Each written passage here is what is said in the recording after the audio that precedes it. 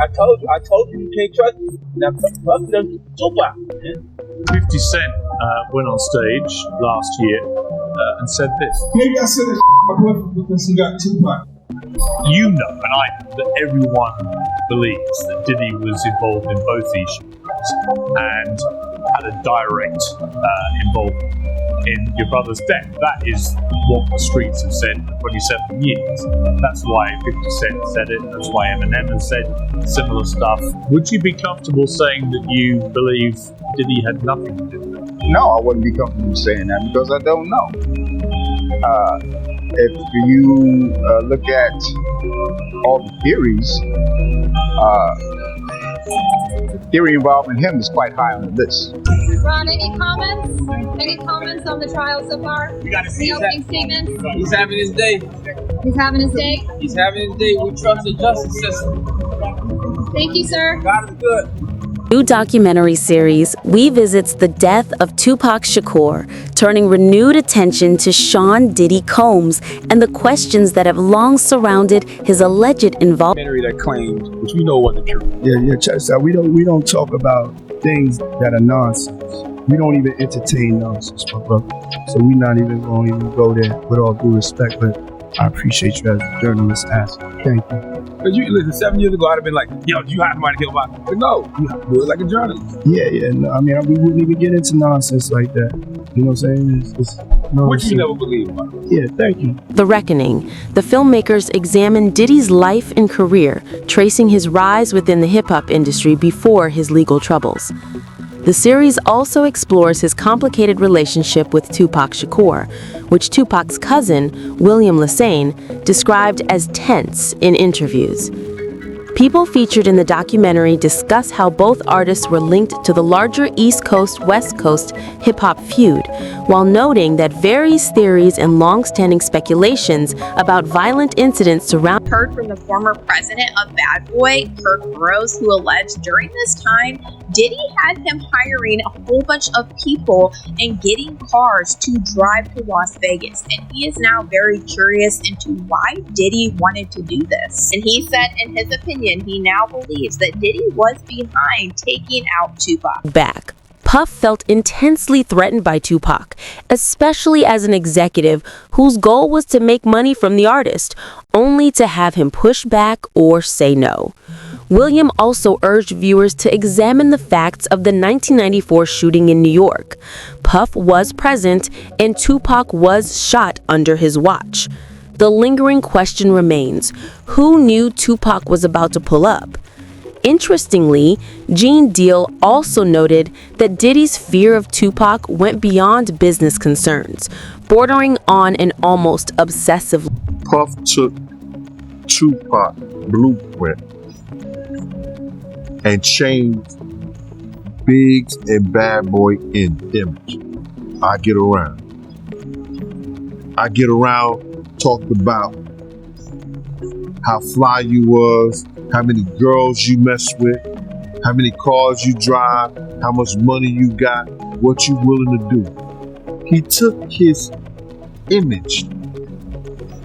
Pac was the first one on the scene wearing Versace shirts. He went and got the same Versace shirt Pac had. Which, alright, some dudes would do that. You would never catch me wearing something that somebody else got. He was knocking down all the women that he thought Pac was knocking down. And what I mean is having sex with. Why would you want to have sex with women you know for sure a dude that was once cool with you was dealing with? In addition to William, Tupac's own brother, Mopim, has also emphasized the urgent need to investigate Diddy in connection with his brother's murder. I'm saying that you want to see how serious the biggest PD is going to take this case.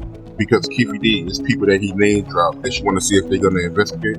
Yeah, absolutely. That's why I'm curious to see how they plan to deal with the case, because he, in his own admissions, mentions other people. are they going to say what happened to these people? Yes, Puffy being one of them. I don't know where that's going to lead, but I do believe there were accomplices. And I don't think all of them have been looked at. So, because over the years, it's a lot of years, amongst the family, we talk, we want to figure it out too. We thinking certain things too. So, we're waiting to see if we can trust this process. I feel like it's bigger because I haven't heard anything about that part of the story from the prosecutor's office. I haven't heard anything about Puffy from the prosecutor's office, even though Keefy D implicates him on these videos that they claim they're using to indict him. Even you got a Crip affiliate from somewhere, but you still not gonna talk about the guy that he mentions by name on the thing. Yeah, I mean,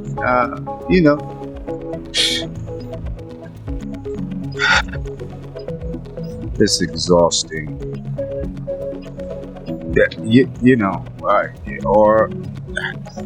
I'm waiting to see how far they go, because that's what everybody's talking about. What about Puffy? So it would be weird that the prosecutor's office wouldn't know and address it. That's why I don't know whether to trust this shit or not. Mop went on to reveal that, on his deathbed, Tupac had been trying to tell him something before he passed. What's Tupac condition? Because you got so many conflicting stories, right?